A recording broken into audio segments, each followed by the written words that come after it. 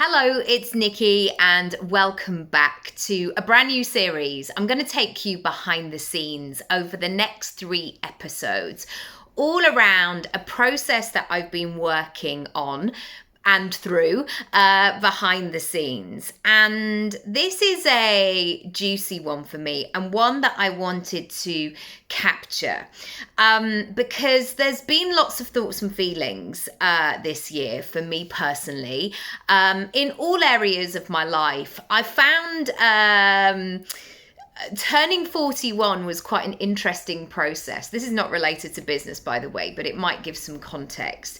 I felt like when I turned 40, I was in that like, oh my gosh, I made it. I'm alive.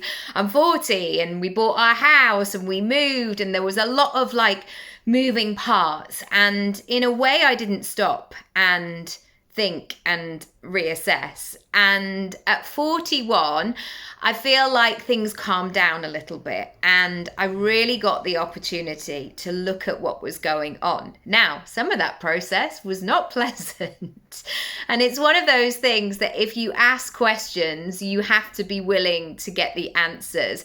And I absolutely did get the answers. Big time, big time. Anyway, I've been making some changes in my business. And the biggest change, I guess, is that I'm relaunching 2 of my signature programs. One is Speak Up, which launched in 2019.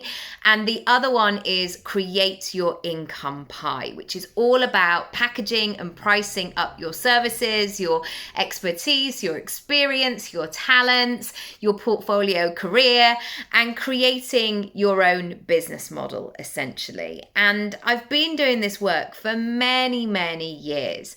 And for me, I felt like it was time to refresh and to really go into this. Now, this is not to throw any shade at anybody, but one of the things that I have noticed over the last few years, and maybe I have been guilty of this as well, I'm not saying that I've skipped through this process, and maybe this is what has partly led me to this of like, why am I doing what I'm doing, and really analyzing my own process. I think that now it is so easy to put something out there on the internet. There is, I always say this to my clients, there is a 9-year-old child out there who has sussed how to create a YouTube video and a behind the scenes, and they can teach it to you.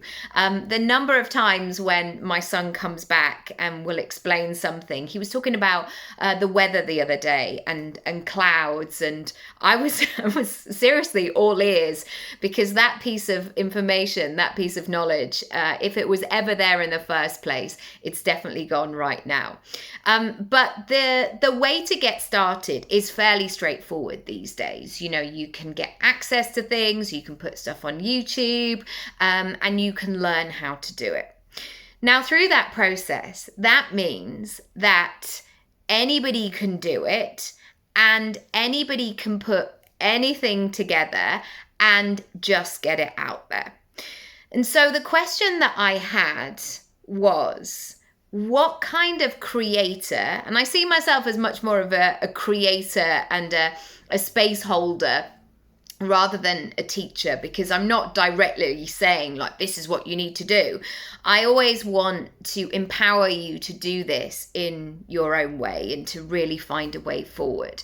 But when I was thinking about what kind of creator I wanted to be, I kept coming back to this idea that I didn't want to ignore the fact that even though I was sharing one particular topic within this course, I didn't want to forget that I actually had a 360 version of this. What I mean is, in terms of my pricing and money course and how it was in its previous form, I wasn't just talking from a money point of view. I always had in the back of my mind of really setting you up so you can therefore go ahead and sell what it is that you want to sell, and how you're going to market it, and what you need to know about your life, and who your ideal client is, and how that all fits together in terms of a personal brand. So like an accountant, if they were, I don't know, teaching tax or something like that, they're just simply looking at, okay, how do we do this in the most effective way so the tax people get the money that they require? Whereas my offering was slightly different, because it was coming from a place that was holistic, and I really wanted to incorporate all of those pieces in there. And like with Speak Up, this has gone through several iterations. I've updated it over the years. But when I look back on some of the content, I was in my old house, I was in my old chair, and it just didn't really feel like me anymore. It felt like I had moved a long way away from those I don't know, I just felt like I'd improved, and I've been working on myself a lot. I've gained a lot of experience and clients and invested in myself, and I feel like quite a different person.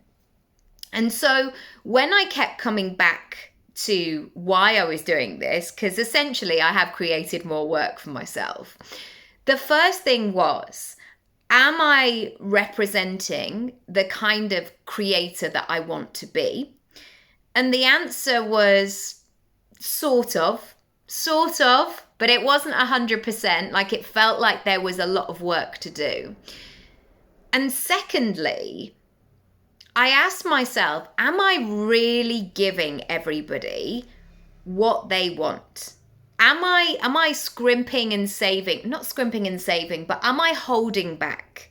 Are there elements of this that I'm missing? Or is there something that I know so easily that can just be another element, something that is going to ultimately get them really tremendous results? A third piece to this is, I've done a lot of research about online courses. I follow a lot of entrepreneurs on YouTube, for example. If you're not following me on YouTube, or you're not subscribed, please do. One of the things that happens a lot in terms of online courses is that people purchase them, and I don't know what the percentage is, but there's certainly a high percentage of people that don't finish them, and secondly, don't even open them. They make the purchase and they don't even open it. They forget all about it. They get swept up in the hype of the sale and the cart closing and all of that, and then they don't actually do the thing.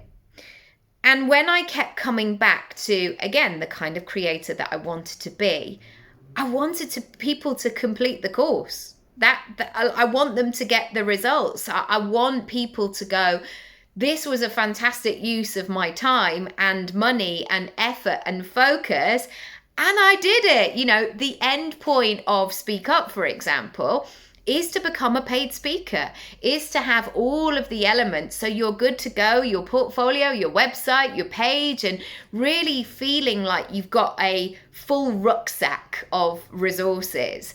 And I want you to come back to me with that email saying, I've just been booked. I've just received my first payment. I've just put a workshop online and it feels great. It feels amazing. That's what I want. That's what I really, really want. So those were some of the criterias that I was going into. Another thing that I have noticed so much this year is how much I have loved one-on-one work.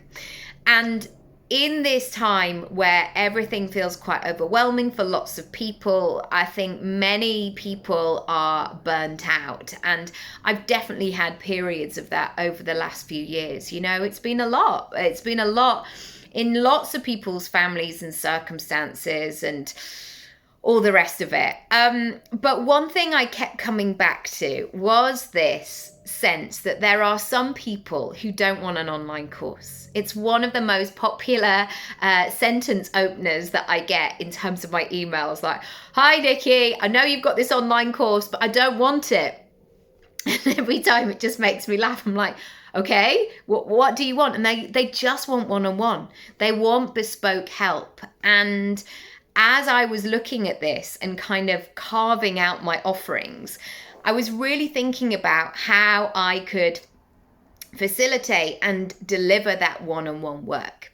Equally, there are people who purchase my courses and are part of my community, and I've never met them. I've never spoken to them. And they don't want that interaction. They just want to do their own thing from their sofa, which again is absolutely fine. And so what I have looked at doing is making it work depending on where you're coming from. And so this revised iteration of these two courses now have 3 ways that you can access their course. They all have payment plans as well. I think I really want to make it as accessible as possible. And also what I did when I redesigned things is I did not put emphasis on more is more. Actually, less is more. If I can get you there in the smoothest, quickest, most interesting, joyful way, I absolutely am going to do that. And one of the, I guess, the checks that I did when I was thinking about this is, what do I really don't dislike about online courses? Things that I've purchased. Actually, I don't want loads of bonuses. I don't want live calls in the middle of the night that I'm going to sleep through, or 1,000,001 replays or things like that. I just want the good stuff. I want the building blocks that are actually going to get me the results. And so when I kept coming back to that mission, it really help me be very intentional about how I design these. And you will see when you go on the pages, the brand new modules are going to be coming out over this week and next week. There are 2 modules live in each course, and modules 3 and 4 will be live on Friday. And then wow, I can't even count. 5 and 6 will be live on Monday, and then 7 and 8 next week. But yeah, I've really loved it. And I guess my biggest takeaway for you is to think about what you are putting out there and how you feel about it. And ultimately, this was the final piece for me, was that if I felt, when I look back on it, that things were slightly outdated, or I just knew stuff, or I was holding back in some way, it was a really great opportunity for me to explore that and say, well, if I feel like I'm holding back a bit, maybe I'm not selling these as much. Maybe I'm not mentioning them enough because I'm not in that, oh, I can't wait to share and this has just gone live. I haven't got that energy around them. Now, these courses were still selling, you know, people were purchasing them, but I now want to take them bigger and better and really form those shoulder to shoulder relationships with people and really go into detail, really go into the stuff. So they make progress, they get what they want. They don't just buy another course that they're never going to do. And the options, there's 2 options that you can choose from for the one-on-one stuff. I really want to get to know your business and you and your personality and your circumstances and really make this material work for you. So you might look at it that it's kind of generalized in that way, but that's when the one-on-one stuff can really help. In part 2 tomorrow, I'm going to be talking about my money stuff. And on Thursday, I'm going to be chatting about speaking and some of the behind the scenes stuff that I've been working on. And I can't wait to share it with you. If you want to go ahead and be one of the first people to buy the updated version, please do. Equally, if you love my content, but you don't want to purchase a course, or you're just not in a position to, or have no inclination to right now, you can always buy me a coffee. That's always something that you can do. I will leave the link down below. And yeah, that's it. Thanks for listening. Thanks for watching. And I'll see you tomorrow for part 2. Bye.